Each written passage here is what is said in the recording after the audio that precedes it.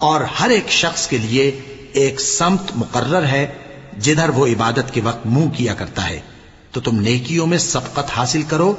تم جہاں ہوگے اللہ تم سب کو جمع کرے گا، بے شک اللہ ہر چیز پر قادر ہے.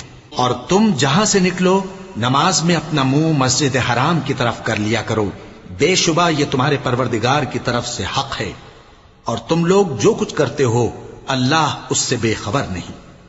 اور تم جہاں سے نکلو مسجد حرام کی طرف منہ کر کے نماز پڑھا کرو. اور مسلمانوں تم جہاں ہوا کرو اسی مسجد کی طرف رخ کیا کرو. یہ تاکید اس لیے کی گئی ہے کہ لوگ تم کو کسی طرح کا الزام نہ دے سکیں، مگر ان میں سے جو ظالم ہیں وہ الزام دیں تو دیں. سو ان سے مت ڈرنا اور مجھی سے ڈرتے رہنا. اور یہ بھی مقصود ہے کہ میں تم کو اپنی تمام نعمتیں بخشوں، اور یہ بھی کہ تم راہ راست پر